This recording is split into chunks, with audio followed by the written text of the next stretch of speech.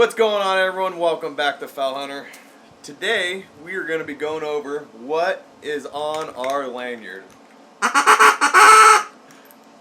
That's exactly what I sound like actually in the field.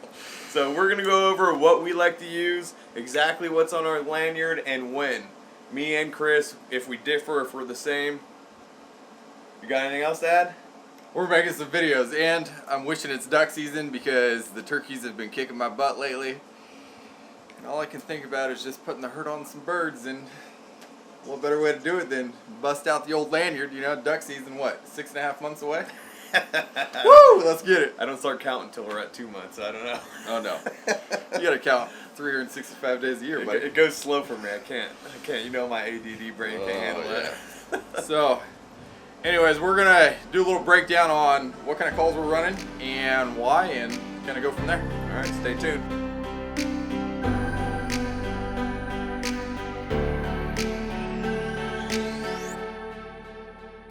Alright, so what do you have on your lanyard? Well, I've got a few calls here, and there's a specific reason behind that, but we'll get into that here in a little bit. First off, just your classic mallard hen duck call. I only have one. This is a single reed right here. Next call down the line is a speckle-bellied goose call. And then I've got a Canada goose call, and last but not least, I have a whistle. What do you got going on over there? You got some nice ones. Look at them. That's right. I keep mine nice and clean. I always have you do the calling so mine stay nice and shiny. So, not in order. I like to mix mine up. Sometimes I take them off, sometimes I don't. So, usually I'll change them around depending on the hunt. But anyways, I have a snow call. We have a double reed quiet duck call. Speckle belly. I have a single reed duck call. This is a lot louder than that double reed I have. Honker. And the good old fashioned whistle. Can't leave home without a whistle. Okay, so when we're talking about calls, we live in California, we live in a mixed bag state. You know, we're not in the central flyway or the Mississippi flyway to where we're banging on mallards to where you only need a mallard and a Canada goose call. And you know, we've got a wide variety of different duck species, duck and goose species that we can hunt. So let's say we're running down south. What calls are you bringing with you and why? Well, down south where? Refuge? Are we going? Yeah, down south in the refuge. Let's say the grasslands. All right, so the grasslands I am going to bring, and this is something we do. I don't know if everyone does it, but I don't like having a bunch of calls around my neck.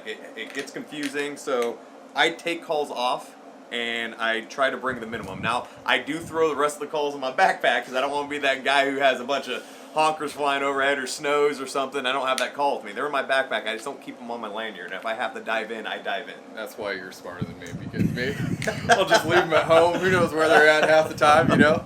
Yeah, I definitely bring them with me. They just don't stay in the lanyard because the lanyard usually is around my neck. So if I'm hunting the grasslands, and this is, like we said, we'll do our research, we'll do a little scouting, we'll know what's in the area at what time. But for the most part, I don't know if you're ever going anywhere in California, you're not going to have the whistle. You're always going to have the whistle, right? Yeah, I would say so. So a typical hunt for me is usually going to be these three.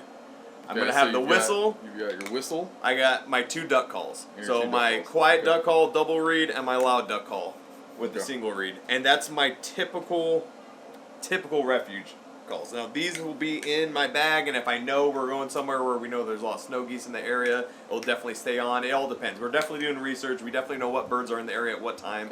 But I'd say for a most average hunt, I'm having those three on my lanyard. What about you? And then, well, I mean, California public land. You know, you get the occasional goose that's dumb enough to come over. Yeah. But I mean, for the most part, as far as working geese go on a refuge, it's tough. It's very tough out here. Okay, so if I'm going to run a refuge down south in the grasslands, yeah, you're right. I'm going to run a whistle, and I'm primarily going to use the whistle. I would say for probably 95% of the day, I'm going to be running a whistle. And then I've also got my single reed mallard hen. I can also change it up on that mallard call to make it sound, you know, like a gadwall or you know, for divers or something like that. Yeah. But yeah, for the most part, as far as, you know, ducks go, I'm going to be running a mallard and a whistle. It is nice to have a snow goose or a speck gull on you. Yeah. Just, you know, if you want to take a passing shot with some birds. That's why you throw them in your bags. Yeah, no, I'm not that smart, you know. You'd think after 24 years of doing this I would have something in my blind bag, but nope, I pretty much just sit there and cuss the bird out and say, well, it is what it is. So, I mean, look at that. Does that look like a mess? Who would want that all around their neck? I don't. Yeah. So I take those off. Okay, so let's change it up a little bit. Now let's talk about the Delta. Say we're going to the Delta, what calls are you running? So the Delta, I hunt the Delta quite often. So again, this is us knowing where we're hunting. So we're able to rotate our duck calls depending on where we're going. So, Duck and goose calls. Yep, duck and goose calls. So the Delta specifically, I bring my louder duck call because it's open water. We get the occasional honker that flies over randomly over there. So you're gonna catch me with my my Canadian call and the good old whistle. Yep. I mean, you can't rule out teal, widgeon, I mean, you can't rule anything out in California. No. All those could come over, so you Yeah. need to have that. So basically, I mean, we're telling you guys that we're diverse with what calls we bring. I mean, if you don't have to have a lanyard full of call, if you like it, then you like it. Me and Chris happen not to like it, Yeah. so we like to rotate what calls we have. This right here is almost... I say that's more than what I see you normally have. Yeah, this is almost too much for me. Yeah. And I mean, I've got bags of calls. Don't ask me where they're at. I mean, they're somewhere, but I've got them. But the whole thing that I want to get back to is just knowing your area and knowing what birds are in your area. I mean, that's huge. You know, like you California guys getting started, you know, we have a lot of teal, spoons, and then, you know, we get a mix of some widgeon, some pintail, gadwall. You know, we're not really prone to killing mallards out here. I mean, you can get into them here and there, but you know, as far as geese go, we've got specks and snows, and you know, if you're running rivers or something like that, you might get into some honkers, but Yep. it's all about knowing your location, hands down. You know, you just want to be well equipped when you get out there. The last thing you want to do, and trust me, I've done it more than a few times, because I'll run something bare basic like this, and all of a sudden a fluke happens, and I'm out there, you know, hunting snows and specks, and I get Canadas coming, you know, and I'm trying to dig through my bag. More than likely there's not a goose call in there, so it's probably in pieces. Yeah. But you just be aware on the birds that are in your location. Yeah. Well, I don't know. One reason why I don't like having a lanyard full of stuff either, and why I rotate them, like I said, it's not everyone's cup of tea. Me and Chris happen to like it. I mean, listen to that. I mean, yeah, when you're walking, I'm treading through water, that's all you hear. I don't like it. If I could limit my noise, I try to limit my noise. So I take these off and only run what I need to, and the rest goes in my backpack. Yeah. Another big one on that is, you know, not only is there, you know, too much clutter here walking around shooting, you know, they get hung up and all that kind of stuff, but another one is, you know, your calls themselves can come apart. Oh yeah, you could lose it. Yeah. Matter of fact, I have lost plenty before. I've lost 3 inserts before, and that's just because, you know, the calls are clinging around or whatever like that, and especially if you have calls that are press fit. Yeah. R&T makes calls that don't have O-rings in them. You just fit them together, and if you lose your insert, you're out $130. You know, they're not going to send you another insert in the mail saying, oh, you know, sorry for your bad luck. They're going to say, well, should have taken better care of it. Yeah, and the more they cling, the more they come apart. Yep. So yeah, I like that too. You're just insurance. You're keeping track of them. The ones you don't need, there's no reason to chance having them get lost out there. Yeah, I've gotten in the routine of, even when I'm walking around, I'll take my calls and, you know, I like keeping my calls up high on my chest. I'm not you know, your lanyard's a little bit lower than mine, but I like them as high up as possible, because I don't want to be reaching down low. If I bend down, I don't want my calls falling in the water or anything like that. But I try to keep them tucked into my waders. That way, in case for whatever reason the insert does fall out, even though I do have a attachment on both the insert and the barrel, in case they do come apart for whatever reason and one of these fails to catch it, it just falls down in my waders versus, you know, into the pond, into the mud, and all that kind of stuff. Yep. So, what about What about cheap versus expensive calls? Do you suggest anything to someone buying calls or looking in the market to buy some calls? Yes. So if you are a new hunter and you're just getting into it, is there necessarily a reason to go out and spend, $100, $120 on a duck call? I would actually say yes, only because calls nowadays have actually come down quite a lot of money. So, in my opinion, these are precision duck calls. These are, in my opinion, some of the best calls on the market. They're only $120 a piece, and with the warranty you get on these things, I mean, you can't beat it. Half this call can go in the water, and with Precision, not every company, Precision's warranty is second to none. I mean, there might be some people out there that are equal to them, but no one's better than them. We have probably the best warranty out there. So, anyways, that money, that $120, $125, or these are some of them are 110. This whistle's 25. I mean, with that warranty, I mean, it's worth spending that money, and the sound quality and just everything else other than the call that you get with that price, I'd say is worth it. So I actually am a firm believer in spend the money first, and you will actually save money in the long run. Now, if we're talking these calls like they used to be, $200, $220 for a duck call, I'd say by all means, go to Walmart first and figure out how to blow a duck call before you spend that type of money. But duck calls, it seems like the market's been flooded with a bunch of duck call companies, so the prices have come down.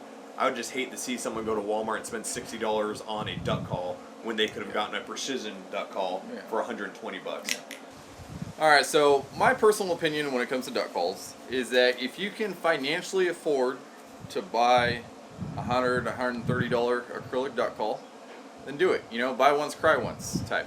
Now, if you can't financially afford it, that's fine. There are some good calls out there on the market, some good polycarb calls.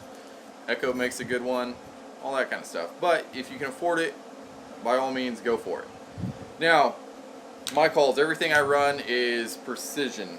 I've been running these calls for the last, 6, 7 years. And the reason why I run precision is, for one, the owner, Sergio, is one heck of a guy. One of the nicest guys I've personally met in my life. Great customer service. Just a great all-around guy, for one. Number two, his duck calls are absolutely phenomenal. They require little to no air. I mean, that's just blown into it. Very little air pressure. You don't have to put a lot of back pressure behind it to get it to sound good. And last but not least, their warranty. Lifetime, free lifetime replacement warranty, regardless of what happens. Your dog chews it up, you lose it, anything like that. You need new reeds, you need new cork, anything and everything under the sun. Once you buy a call with Sergio, that call is warranted for life. Yeah, and everything's built in-house too, so you don't have to worry about stuff getting shipped over from you-know-where and catching the you-know-what. This is America. American made. Exactly. Made by a really good person, and it's a really high-quality product. You just don't they sound awesome. You just don't find the warranty, the customer service, like you do anywhere else. It's like a lot of these companies have became so large that it's almost like they lost that customer service somewhere down the road, and it's not cool. I don't like that. Especially you're spending that kind of money on a call, you expect a company to back it up. Yeah. So if you guys are wondering, all precision as well on my neck. So. They're nice looking calls too. If you guys are like me, you like matching stuff, you like it all looking pretty. I mean, while you're out there not killing any ducks in California, you gotta look good. You gotta at least look the part. You gotta look the part. This is California. You don't kill very many ducks out here, but you gotta look good when you're out there. That's right. Well, oh man. Other than that, I think that's it, man. You guys have any other questions? Feel free to write us a comment below. Me and Chris are on Facebook. We're on YouTube quite often, so we'll reply to all those comments. We do have some early videos, like right when we first started the channel, of some duck and goose calling. Yep. We're going to be redoing some of those videos to get them a little more up to date, not so much of a rough video for people to watch. Yep. So anyway, stay tuned. We'll get more of those videos out. If you please like, subscribe, and comment below. And we'll catch you guys on the next one.